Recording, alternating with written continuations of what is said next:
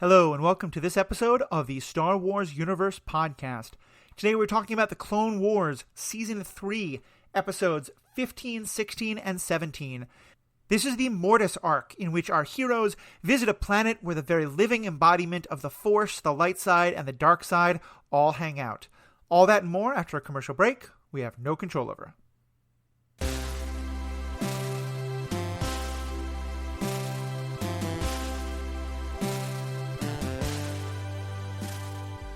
Welcome back. As I said, I'm Matthew, your host.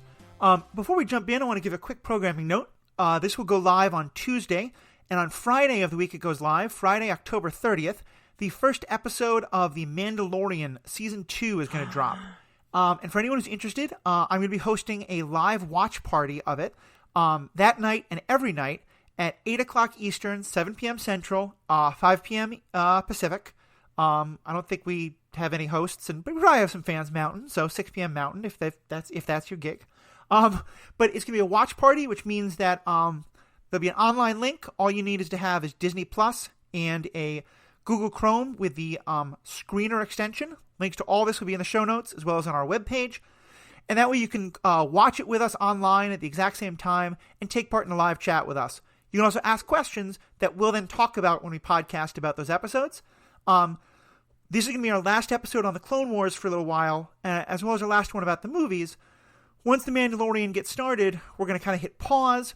Each episode, every week, we're going to record an episode about that week's episode of The Mandalorian.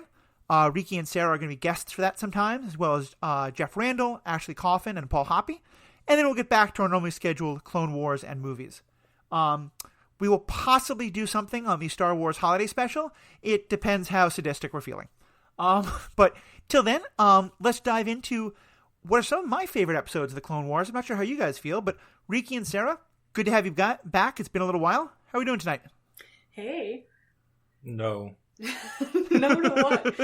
This is not some of my favorite episodes. I got excited when you mentioned the holiday special, because I love the holidays, and I've never seen the holiday special. So the holiday special is special. Special is a good word. Wasn't this like where Boba Fett gets introduced? That's true. I'm excited. Is it? I don't have remember like that part. Naivete of never having seen it, and I can only imagine it's good. It is an event to be experienced. I will put it that way. All right. And it's worse than Solo. I would argue that point, but we'll get to that in time. We'll definitely get to that in time. But for now, let's dive into these episodes of the Clone Wars. Just a quick summary for anybody who doesn't remember. These are coming directly after the episodes we've had about the Night Witches, which I don't think is coincidental, because we're really further exploring the idea of what does it mean to use the Force outside of the Jedi and the Sith. Anakin, Obi-Wan, and Ashoka wind up being drawn to a planet that's in the middle of what looks like a huge, pyramid on both sides, like a holocron type thing. There's a planet inside. We're not quite sure. We don't ask questions.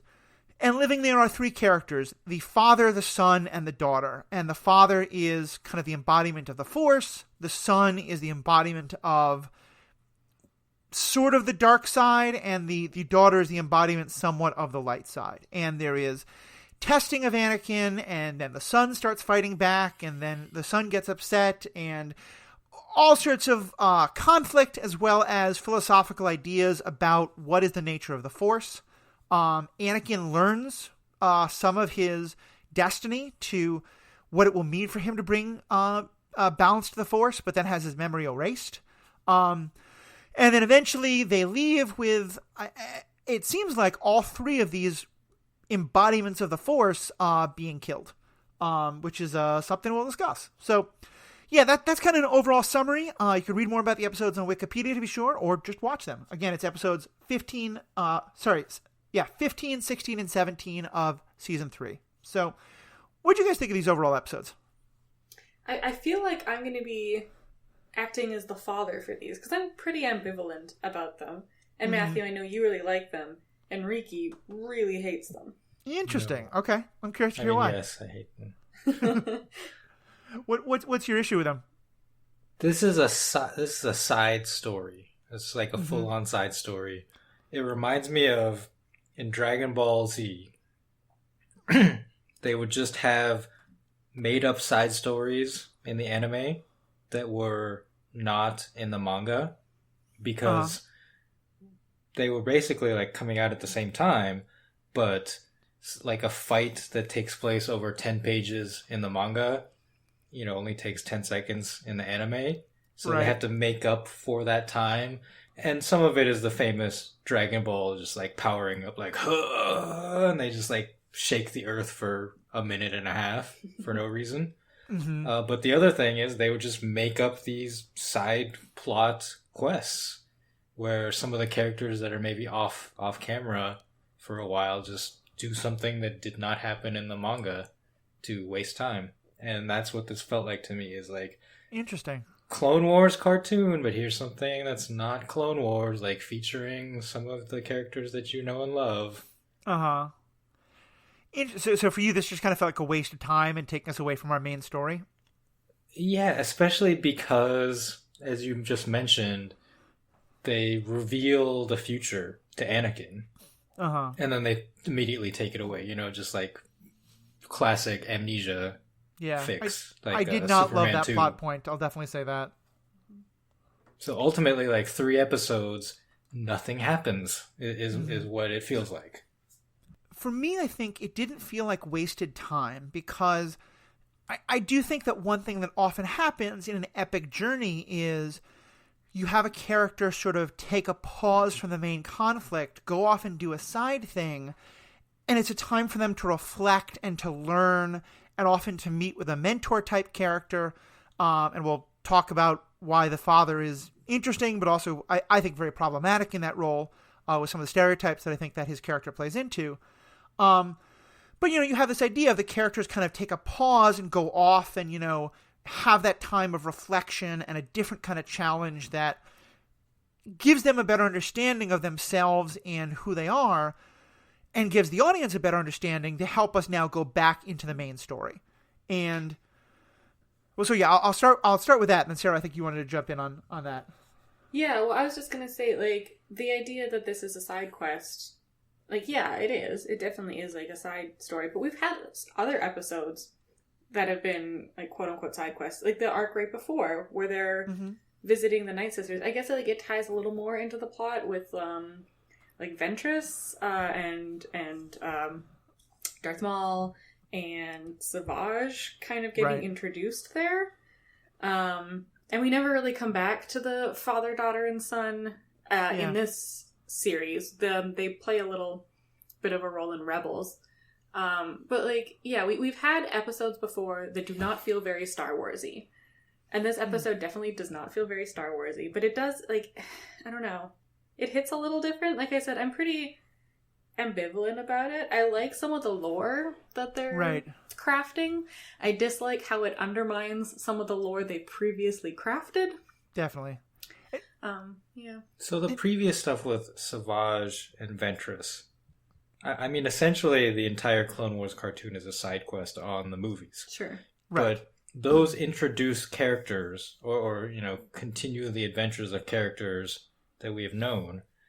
And then in the future, we revisit them. I mean, Savage leaves to look for Maul, and spoilers, he's gonna find him, and we're gonna get that story. Here, that's it. Like, bye. Like, we never hear from them again, essentially. And it's compelling, but without a payoff. I mean, these are like fundamental questions of the Force, right? And you would think that maybe Obi-Wan would come back from this and say, Master Yoda, I have some questions. Yeah. I mean, I guess it's interesting to me to hear you say, Sarah, that it doesn't feel like Star Wars, because for me, this feels very Star Wars because it's very much exploring the nature of the Force. I think I agree with you, though, that I don't like the payoff. I feel like they set up some really interesting... I feel like these episodes teach me a lot more about the idea that the Force can exist outside of the Jedi and the Sith in ways that I really like. And then I think... But that, you're right, it doesn't have... It could have been a lot better if it had more of a payoff and more of a... It didn't feel quite so much like bottle episodes. Yeah. I guess, like, when I say it doesn't feel very Star Wars, I guess I'm thinking of, like, A New Hope and the sort of action-adventure movie feeling, right? Whereas this did not feel action-adventure, this felt world-building. Not that there's anything, like, wrong with world-building in any shape or form. It just, like, I don't know, hits a little different. Like, it has the same vibe as the Night Sisters for me, which is, like, exploring, like you were saying, these alternate ideas of the Force. We're getting a lot of, like, mysticism. We're getting a lot of the, like, looks at almost the Jedi religion. Like, the Father mentions that there were temples to these three figures. In Rebels, we see that there is a Jedi temple dedicated to these three. So they're clearly part of the Jedi religion somehow. And it's weird, I guess, to see, like, God is real and it's this dude in a fantasy setting. And I know that that's a thing that's come up in other fantasy arcs. Like, I'm thinking like his Dark Materials, right? Like, God is a character. Right. Go ahead. Maybe this is the time to ask Matthew, as a Christian, how do you feel about it especially struck me when you did the intro, how do you feel about the Father, the Son, and the daughter? I think there are parts of it that I really, really liked and parts of it that I thought were a little eye-rolly. To getting to Sarah, to your point, I think it's what I like most. And it's, I think I've talked about this before, that in the original movies, they do very much talk about the Force as a religion. And somewhere along the way, they kind of lost that idea. Or they talk about the Jedi and whatever Darth Vader is as a religion, with the Force being the deity of that said religion.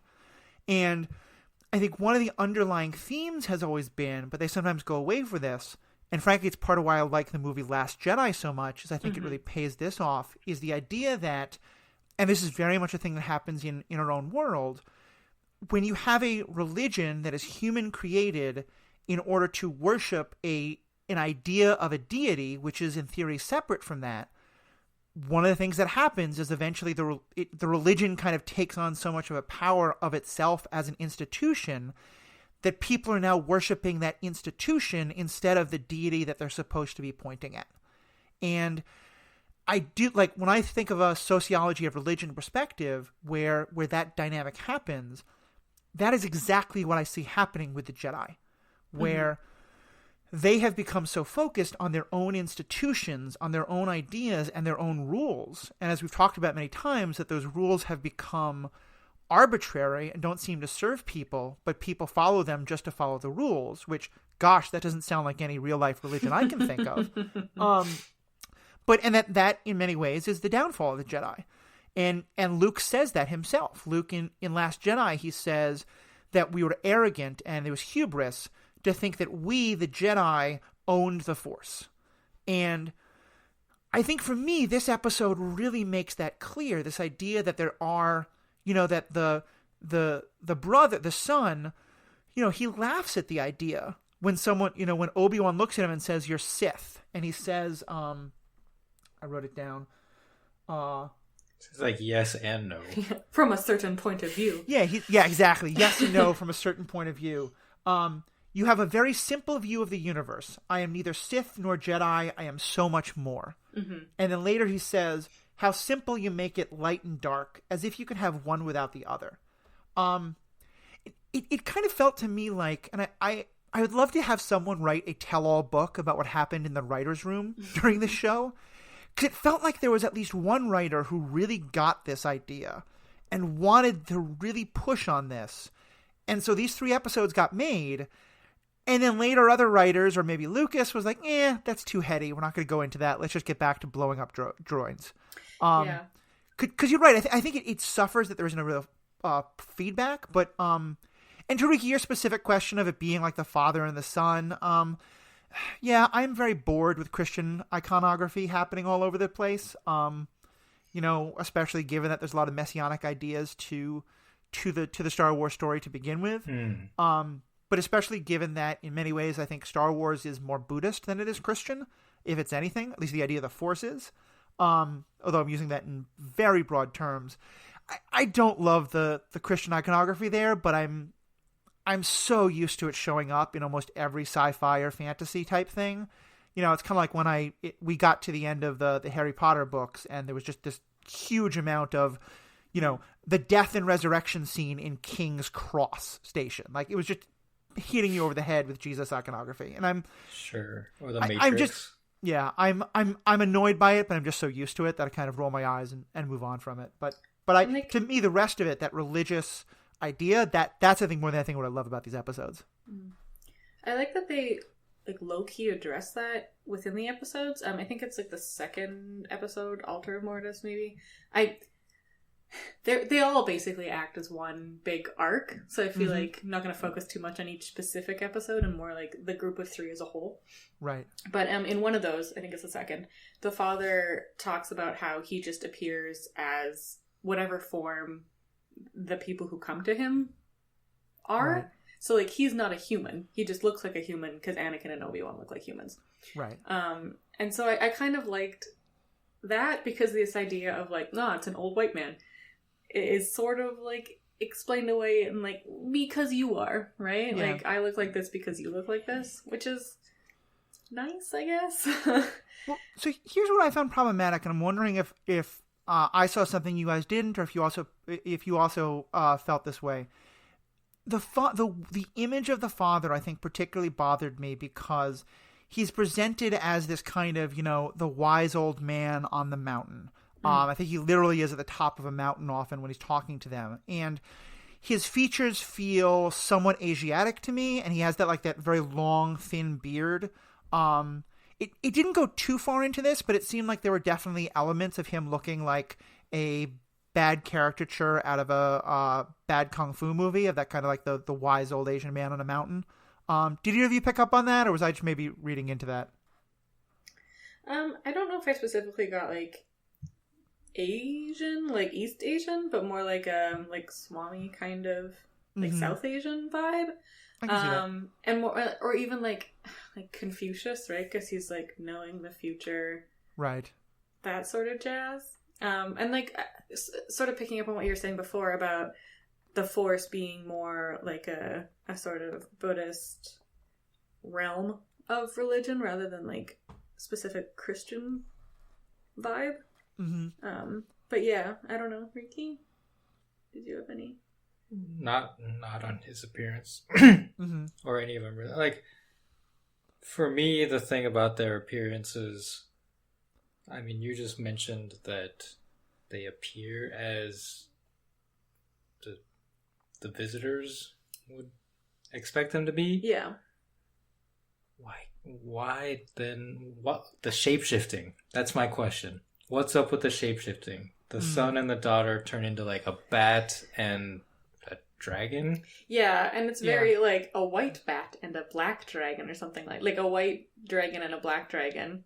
And they circle around each other in a yin and yang symbol. Oh, I didn't even pick up on that, but yeah, you're probably right. And it's like, I don't know if we've mentioned it on the podcast before, but I've had conversations with people about, well, like the Force, you could probably just even time travel. So it seems like the Force, you can shapeshift into dragons, and none of the main characters like bat an eye at this or like, whoa, can we do that, Master? Right. But I think like they're not like Anakin, Obi-Wan, and Ahsoka aren't the Force. They're just using the Force. So this idea of like, can we shapeshift into dragons? Like, no, you can't, because you are not the Force itself. The Force is just flowing through you, and it's just something you're using. Yeah, I don't know. Yeah, to me, oh, go ahead. Well, so like, you're saying that as the embodiments of the Force, they just can do things that other beings can't, right? Is what you're saying. Well, I'm like, I don't even think they're beings at all necessarily. They're just like looking like humans, so that Anakin, Obi-Wan, and Ahsoka can like process them, basically. Yeah, to me, they were more like embodiments of this entity that is kind of, you know, inexorable and beyond words. And I guess to me that was the kind of like you see that in fantasy worlds a lot, where it's like the, whatever the divinity thing is, that it appears in this like Avatar aspect, or not Avatar like The Last Airbender, but more the other definitions more like that the were. Stay Puft Marshmallow Man. Yeah. Choose the form of the Destructor. Okay, so like talking about this more, I'm getting huge Star Trek V vibes. Oh, when Spock's brother, and they journey to the center of the universe to find God, who needs a starship. What? Yeah. Yeah. Spock has a brother who... Is this goatee brother? No. Okay. It's a real brother. Like, a new character is introduced and like, I've always had a brother. Okay. And he's a Vulcan who laughs. Ooh, okay. He's forsaken the Vulcan ways. Well, and... isn't Spock like half human? Sure. So then is his brother half human? No, he's a full Vulcan. Interesting. Okay. And he commandeers the Enterprise and like rejiggers the warp engines, and they travel like I don't think it's the center of the universe. I think it's like beyond the Great Barrier, because Star Trek has this thing at the edge of the galaxy or whatever. Mm-hmm. Which anyway, Star Wars does as well, which we'll get to in a second. But yeah, go ahead. They go to this like planetoid, asteroid, where they find a supreme being that purports to be God. Huh. And they talk to it, and God is like, I need your spaceship to like leave this planet. And Kirk, I think it's Kirk, says, why does God need a spaceship? Excellent question, Kirk. And like now I just had that same vibe from this. Like the sun is like so powerful and like can do all these things, but he needs the Jedi spaceship to leave the Dyson Pyramid. Yeah, well he doesn't like need the spaceship necessarily, right? Like he needs the Jedi who need the spaceship, right? No, I think he literally like can't leave. He needs the spaceship. Okay, I thought that it was like he needs people. He's like a living, breathing thing that can't just like teleport through space. Yeah, we can't teleport through space. Sure. The father mentions that it's like their prison, that he keeps the son and the daughter like them trapped there. Right.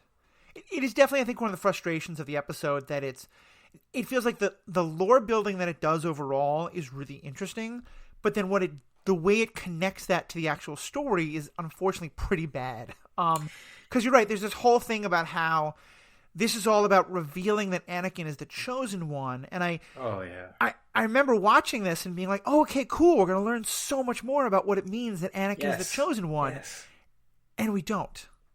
Well, and like the stuff we do learn contradicts the stuff we already knew. Like, how so? Okay, so this might just be like fan theory that I'm building off of and like thought was canon. But yeah, so the whole idea of like Anakin, there's a prophecy about how Anakin is going to bring balance to the Force. Right. And then the Jedi are like, oh, sweet, that means he's going to fight for us and be a good dude, despite the fact that at that moment in time, the light side of the Force was pretty dominant and the dark side was like almost gone. So the idea of Anakin bringing balance to the Force didn't mean like was going to make the Jedi all powerful. It meant that he was going to like make the Sith powerful so that the Sith and Jedi become balanced. But then like this episode makes it seem like he was going to destroy the Sith and Jedi, which is what like the son says, but the father's also like, no, you need to be the fulcrum here. But then because he left, he's going to be evil because we hear the like Darth Vader march play as he's leaving the planet. Like, Well, the problem with the prophecy of the Chosen One is that we as fans are never actually presented with the full prophecy. Yes. We're just given like these snippets of, quote, will bring balance to the Force. Right. Well, and so this is actually a question that leads me to, because I think you're right. They never really make it clear. And Sarah, what you're saying is, I think, one definite theory that the actual balance he brings to the Force is by bringing Sith and Jedi back into balance. But the idea that he brings balance to the Force by eventually wiping out the Sith entirely at the end of Jedi. And then the last movie ruins all that. But just kidding. Palpatine's been alive this whole time. But so here's actually an interesting question. At this point in time, what do we think like, because you're right, I think the show and the movies never quite explain it, which is very frustrating. What do we think it actually means to, well, two things. What do we think it means to bring balance to the Force? And does Anakin / Vader actually do it? So, have you watched, like, the Dave Filoni extra stuff? I have not. I've heard good things about it, but I have not. Yeah. But feel free to spoil it. I haven't watched it all myself, but I've seen this one snippet where he talks about the prophecy and what it means. And the idea is that the prophecy is supposed to mean that Anakin will be able to kind of embody the light and the dark within himself, like both sides. Like we've talked about, I think you and I have talked about in the past when we had our Last Jedi theories. Right. And that Qui-Gon was the one who was going to be able to teach him that, because he is already kind of a heretical Jedi master who like questions the Jedi's Jedi ways, the Council's ways. And so, like, Dave Filoni says that the duel of the fates in The Phantom Menace is basically the duel to determine Anakin's fate. And by killing Qui-Gon, Darth Maul, like, prevents this prophecy from coming true, basically. Interesting. Okay. And so Obi-Wan's, like, misraising of Anakin, like, all the things that are supposed to happen, that's not what the prophecy was supposed to be. Yeah. And so and like at the end of Revenge of the Sith, you know, I loved you. You were like a brother to me. Anakin needed a father. He needed Qui-Gon to teach him, not a brother. And so, like, okay, we talked about that as well. The way that Obi-Wan, like, never quite pushes Anakin in the right directions because of his own failings, you know, with Satine, right, and entanglement. And so he's never able to actually, like, reach out to Anakin and talk to him about his feelings when we believe, like, that he knew about Padme. Oh, yeah. I mean, like, he makes it very clear that he, like, knows about Padme. Yeah. But yeah. So, like, if Qui-Gon had been in that position, the belief would be that he would be able to talk to Anakin and say, you know what, it's okay. That you should, if you love her, you should be with her and try to find balance within yourself. Instead of Obi-Wan just, like, turning a blind eye. Yeah. Okay, and so this is the balance of the Force would be the kind of more gray Jedi idea of not turning the dark side, but not having the stringent, rigid rules of the Jedi? Yeah. Okay. I think that's an interesting idea, and it is never quite named, but it is one that is somewhat explored in Star Wars Rebels that I'm sure we're going to talk about, and that I think you can.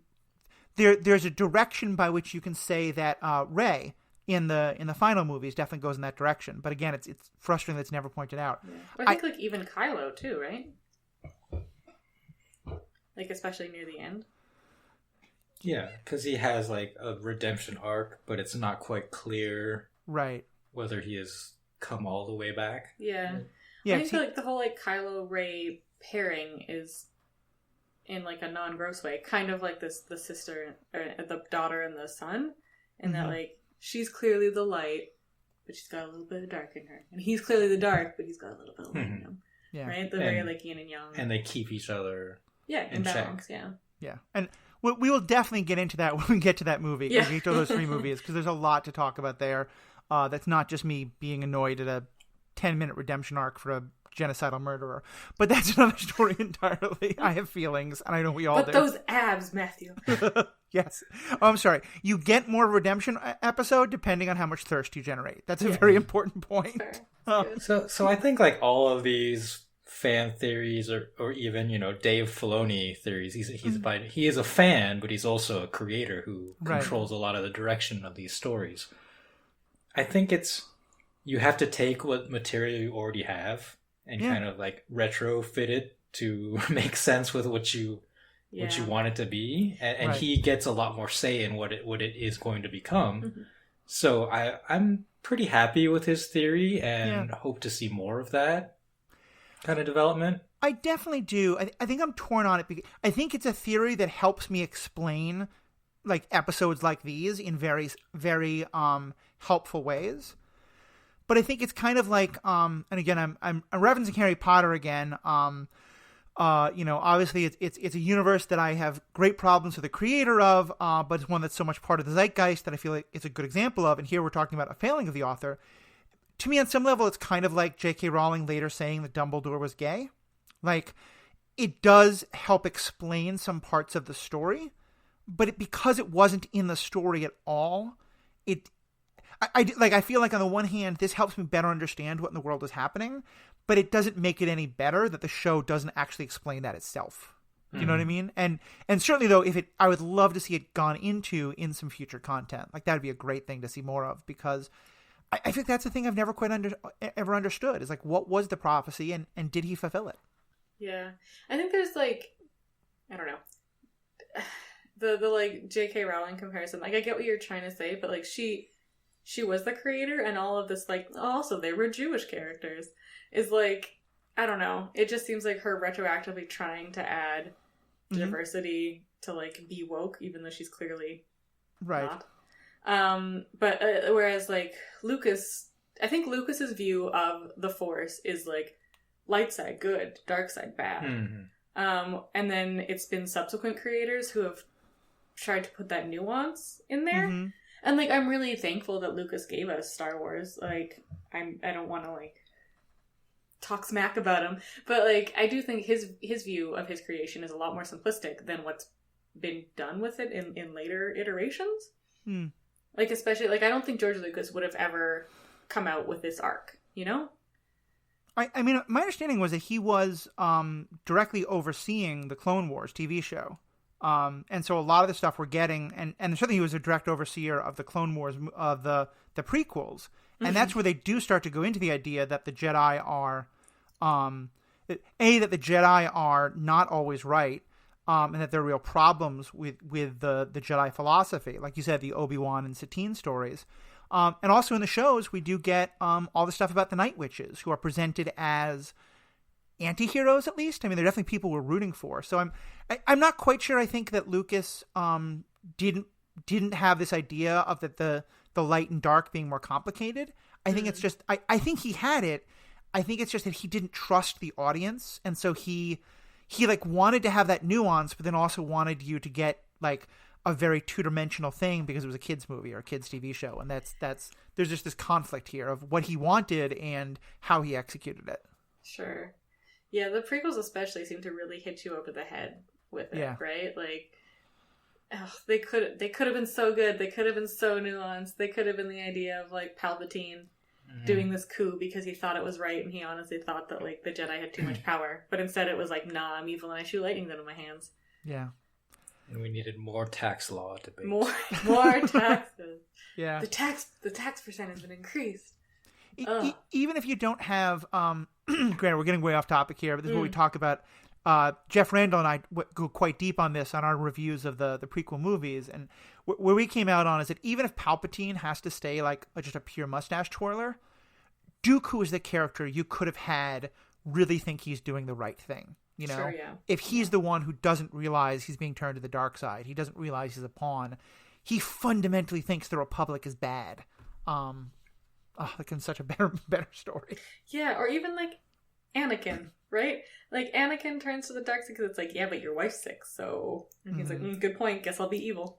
Yeah, and like there's a great moment in this episode arc where he says like, nothing, no one will. I will never knowingly turn to the dark side. It's like, will you? But he also does turn to the dark side here. Yeah, like he's so shocked by this future vision of himself turning to the dark side, that the only way to prevent that is to turn to the dark side? Yeah. I guess, though, I really liked that, because I think, to me, that really highlights excuse me. I guess I really liked that, because to me it highlights the whole just how seductive this idea is, and just how much it is about, you know, by hating evil that much, it is possible to turn into that which you hate. I'm guessing, Riki, it did not land quite as much for you as it did for me. It bothered me because he goes full Sith yellow eyes. Yeah. Which is kind of like a known symbol in Star Wars canon. You have fallen to the dark side. And yeah, just to like have that happen so suddenly. Yeah. I think, Sarah, you were kind of implying this, but it's the best way I can describe it is that Lucas and shows like this, they like to hit you over the head with a nuance, which is just not how nuance is supposed to work. Yeah. Well, it also tries to kind of have it both ways, right? We talked about how the son says, like, I'm not Sith nor Jedi, but he seems really Sith. Yeah. He shoots Force lightning. Well, I guess here I'd push back, though. Is it that he seems Sith, or is it that he's doing what people on the dark side can do, and until now we've only seen Sith people do that? It's like weird, but like... He also just looks Sith. He looks like one of the Inquisitors from Rebels. He does. In fact. He does. I guess it's this idea of like saying one thing but then like not showing it. Mm-hmm. So like like he's saying like I'm neither Sith nor Jedi. It's like I'm not dark nor light. It's like, but you're very clearly dark. Like you're the black dragon, your sister's the white dragon. Right. And like even the father being like, I'm just like this neutral fulcrum. He seems very like he sacrifices his daughter to like bring Ahsoka back, and is very clearly like, my son is not allowed to take over here. Yeah. Right? Like he also seems to be pulling for the light side and is not really this like neutral arbiter that he says he is. Right, and he talks about his son kind of falling to the dark side more as the episodes go on, which it's again where you may well be right that I'm reading too much into these episodes and I'm sort of making them into the episodes I want them to be, because I do feel like there's such interesting nuance that's there, but then you're right, they're really trying to have it both ways, because like I think there's something really interesting there about the idea of all of these elements of the dark side existing that aren't just the Sith. And here's actually a question for you. To me, I find these episodes very interesting because they do the same. I think they do the same thing as the ones we just got, because the Night Sisters are also an example of the dark side that's not the Sith. It seems like they are more amoral than immoral. Like they're very happy to kill to protect themselves, but they're not quite as much like let's go out and rule everything. Do you think these episodes would have been more powerful if they hadn't come right after the Night Sisters and we hadn't already had so much sort of forced navel gazing? Maybe. I mean, like, we took quite a break between watching them, right? So it wasn't like we had Night Sisters fresh on the brain. But also, I think I disagree that the Night Sisters use the dark side of the Force. They're just using, like, the Force in general in a different way. Oh, like, interesting. Do they explicitly say they're using, like, the dark side? I mean, they're doing, like, creepy resurrection stuff. So maybe. And I'm maybe a little naive to say that, like, that's not the dark side. I mean, Go ahead, Riki. It's established that they do use the dark side. The dark side? Okay. And I think the difference between them and Sith is that Sith are about, like, domination and individuality, and the Night Sisters literally share their power, right? Like they are able to use rituals to even like empower people who are not them, the way they force steroid Savage. Mm-hmm. Right. Yeah. Okay. But I guess like it seems like the Sith is like a branch of the dark side. Yeah. Yeah, and the Night Sisters are like a different branch of the dark side. Just like the Jedi is a religion, like the Sith is a religion. Yeah. Sure. Yeah. And I think that's also... To me, it brings up to me the old story of the blind people and the elephant, and the idea that, like, you know, if each the idea of it is that, like, you have if a whole bunch of blind people all touch an elephant, you know, one of them will touch the trunk and say, okay, an elephant is like long and cylindrical, and another one will touch the tail, another one will touch the leg, and probably all of them get stepped on. But that's another part of the story. But it's often used as a metaphor of religion and divinity, and the idea that, like, any one group of people might have one small understanding of one small piece of the divinity, but that no one of them has the full picture. And I guess I kind of see the same thing here, like that the Sith have one particular vision of the dark side, and they think that means that they should go out and try to conquer the world. And the Night Sisters have a different idea of it, and they think that means that they should, protect themselves vehemently, but just stay in their own little corner and not try and go out and change everything. Just, screw with anybody who screws with them. Mm-hmm. Yeah. So yeah, the Night Sisters are very much like what we think of as like witches' coven, right? Like they're protecting themselves, they're protecting their way of life. If you leave them alone, they'll leave you alone. They're not like power hungry in the same way that the Sith are. Yeah. There's something you mentioned earlier that I thought was super interesting about like you like reading too much into this arc and wanting it to be like the episodes you want it to be instead of the episodes that it is. And like that, I feel that in a big way because before we watched these, like Riki was saying how much he disliked this arc and was just not looking forward to it. And I was like, oh, what? I really like this. I really like this arc a lot. And then I watched it and I was kind of like, meh. Yeah. Maybe I don't, but like with some distance and thinking back on it, I was like, oh yeah, it was all these cool ideas of like, what is the Force and the embodiment of the Force. And I think Rebels touches on it in a really cool way. Like they don't go too deep into it. They just like kind of reference it and leave it pretty open-ended. And I think I was making it into the episodes that I wanted it to be instead of the episode that it was. And like upon rewatching it, I was like, oh yeah, this doesn't hit as well as I thought it did. I think that may well be fair. It may well be that I read these episodes and was like, oh yes, it's these episodes. I get to talk about this stuff. And then I rewatched them and I was still like, oh, but I get to talk about this stuff. Yeah. And I do still think I like them more than you two do. And maybe that's in part because I have this, the sociology of religion stuff is what really fascinates me. But you're right. I think there's a really good idea in these episodes, but the execution of it is at times very clunky. I mean, you made a point that Star Wars to you, one of the things it means is action-adventure. And I would actually say I feel like there is a significant amount of action-adventure in these episodes. Mm-hmm. And it's far and away the worst part. Yeah. Because it feels like they're throwing in an action-adventure conflict because they think it's what they're supposed to have, and it just really doesn't work. Yeah. And so much of the action-adventure is shape-shifting. And it's or just like something like we've never seen before. Shape-shifting, or like when Ahsoka gets like possessed poisoned. or poisoned and is like just angry and fighting. Mm-hmm.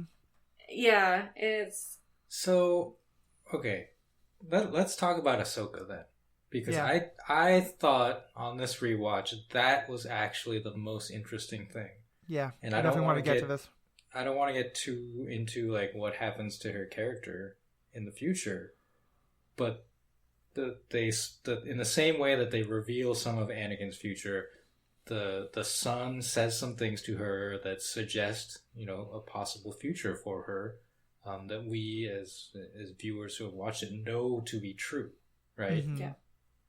And upon rewatch, knowing what happens to her, I just thought that was not as strongly touched upon as the Anakin stuff, maybe because they had not decided upon that yet. Yeah, I totally agree. Especially because like the Ahsoka stuff doesn't come until this most recent season that we got, right? Like Clone Wars ended in season 6, right? And then we got like this bonus 7 season that dealt with Ahsoka's future. Whereas like with Anakin, they were just straight up playing like clips from the movie, which already existed. Right. Yeah, it's definitely true. But yeah, I also like Qui-Gon coming back too. I think was an interesting thing. Yeah. I love actual Liam Neeson. Yeah, Liam Neeson for some reason is the only one that can get. I mean, in some ways, I'm glad they don't try to get Ewan McGregor. I think I like this Obi-Wan actor better. But and certainly I like this Anakin actor much better. Mm-hmm. But yeah, I do love that they can get Liam Neeson. Well, it's Liam just Neeson. like a bit like he's just in for an episode every once in a while, right? Not to like a whole half an hour of recording time once a year. But you're right. It was something I had in my notes I just want to bring up. I like what they do with Ahsoka, especially because, and granted they all forget about it, but I feel like being on this planet really starts to reveal some of the conflict between Ahsoka and Anakin. Like one thing I thought was really interesting was at one point in the episode, I think it's the daughter, but someone is talking to Ahsoka about like being careful about your master. And she says like, there's seeds of the dark side in you planted by your master. Mm-hmm. And Ahsoka's response is to defend him and be like, no, he's wonderful. He's just passionate and impulsive. And passion which and is impulse, not the Jedi way. yeah, are very much elements of a Sith. And it to me, what I feel like it's showing, and here they actually got the nuance well, I thought, is that Ahsoka on some level is starting to realize that Anakin is going in directions that the Jedi say are wrong, but that she has such a devotion to him that she either doesn't want to see it or maybe thinks that he might be right and the Jedi might be wrong, and she's wrestling with that. And there's more payoff of that, I think, than some of the other things. But I thought they did a really good job of like highlighting that that's what's happening within her head, especially in some of the scenes where they have more conflict later in the show. Yeah. And there was also, like, while they are fighting, when she's possessed and they're fighting, he calls her Snips, which I don't think we've had in quite some time. Right.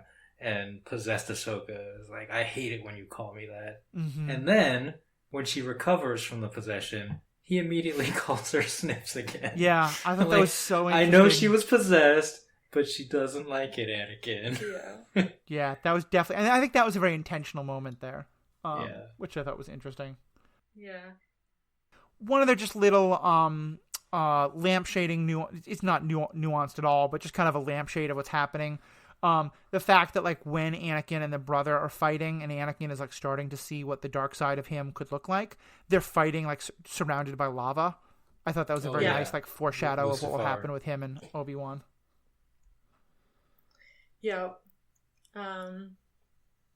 Yeah, I also like the dagger of Mortis, I think was interesting in that, like, I don't know, I was wondering if it had any like dark saber foreshadowing as well, but I think it's just like an entirely different thing, and like the dark saber just doesn't come around until later. But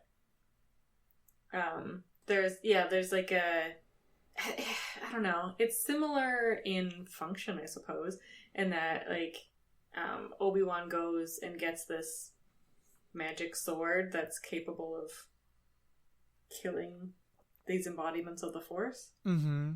And it has the like cool blackish blade situation. Yeah. And then like don't you learn that the darksaber was also like given, my darksaber lore is not at the top of my mind right now, but like the Mandalorians had it, but it was like found in a Jedi temple. It was stolen from a Jedi temple. Yeah, as part of the Mandalorian Jedi Wars. I'm hoping we're going to learn a lot more about that on Mandalorian season 2. Yeah, but we're not. I know they talk about it a lot in Rebels. But yeah, so this idea of like this blade coming from this embodiment of the Force, and like the darksaber comes from a Jedi temple. Like I don't know. I feel like they might be linked somehow, but maybe I'm reading too much into that. I think the darksaber is just supposed to be a different lightsaber. Like it's just another piece of technology. Yeah, there's nothing mystical magic about it. No. Well, that sucks. It's mostly symbolic. The fact that the Mandalorians were able to steal this from a Jedi temple, it takes on this meaning to them of the day they defeated the Jedi. But then why does it look so unlike any other lightsaber? That's why they stole it, because it looked cool. Yeah, I think there's 8 million fan theories about it. I think it could well be some of that. Certainly the fact that, to our knowledge, it is the only lightsaber that non-Force users have been able to fight with and fight well with, as far as I know, at least in the most of the canon that I've seen. But yeah, that's all. We'll hopefully get into that in Mandalorian too. Yeah, well, because it has an actual physical blade to it. Right. One other thing I wanted to quick ask, and we can kind of wrap up. So the place that they're on is called Mortis. Mm-hmm. Mm-hmm. To me, that word is supposed to mean death. You know, it's connected to mortality. It's connected to rigor mortis, the rigidity of death. Mort is, I think, either in Latin or in French or one of those languages. Like, it's a word that archaically was used for death. I mean, yeah, it's French for death. It probably is Latin as well. Right. Oh, yeah. Well, in French, isn't it with a D instead of a T? No, I think it's just Mort. But I mean, like, it's been a few years since I've taken a French class. but either way, so like, do you think that's supposed is there supposed to be some implication with that name, or is this just like it's a fantasy name that sounded cool? I lean towards it sounded cool because there doesn't seem to be any connection with death, other than like they all die. I guess. Right. Other than that, everyone dies. I think it's like in less death, more like mortality. They're going for that sort of root word, which I guess is where like the same. I'm assuming it's like the same root from like Latin, right? Right. But I think it has to do more with this idea of like these mortal beings are coming to visit this like embodiment of the Force, which is clearly like they're supposed to be immortal, but then also they die. Yeah, I don't know. I think it's a significant name. I don't think it's like there was like Fallujah, which just sounded an awful lot like Fallujah that one time. Yeah, where it was maybe like a name people were hearing in the news. I think maybe one of those like the name sounded significant because it has all these references, but I don't think the thinking beyond it went much beyond that. Yeah, or at the very least, this wasn't like what we were talking about the hit you over the head, quote unquote, nuance, right? Mm-hmm. Like, if it was intentional, it's very subtle. For sure. Well, so we're approaching an hour. I think that's about all I had to say on this episode. So anything you guys wanted to touch on? No, I mean, like, the Qui-Gon thing was neat, I think, about, like, Obi-Wan. So everybody kind of talks to someone significant from their past, except for Ahsoka, who talks to her future self. But I think it was... Oh, yeah. Yeah. Anakin has a vision of his mother. His mom, yeah. Yep. And Obi-Wan talks to Qui-Gon, and I think this idea of, like Qui-Gon being the significant person in Obi-Wan's life, continuing to play... Right, yeah. Like I would like them to explore a little more about Obi-Wan's mourning of Qui-Gon, because again, like, right, Jedi detachment, you're not supposed to mourn the loss of your master. So I recently read one of the novels, part of the extended universe, which are like sort of pseudo canon, but I think can be illustrative. And it's just called Kenobi, and I think it's one of the best Star Wars books I've read. It's in part because it's a very human story. It is very much a Western set on Tatooine.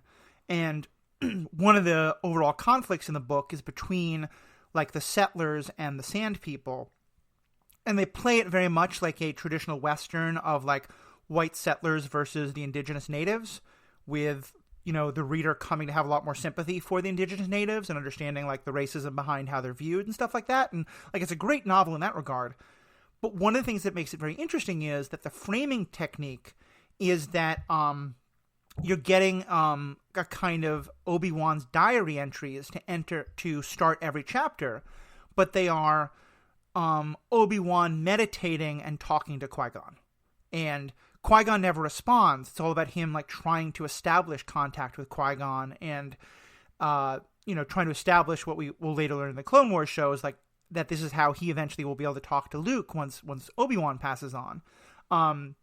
But for what you're saying, I think it's a very nice thing of what you're talking about, because it really shows Obi-Wan's feelings about Qui-Gon. And they go into exactly that, of how he can, like, talk about, like, missing him, but wanting not to be attached to him, but how much he feels like he has failed to live up to Qui-Gon's, like, the path Qui-Gon set out for him.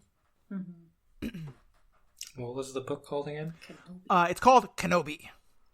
Kenobi. And you'll be very happy. He does befriend numerous large beasts.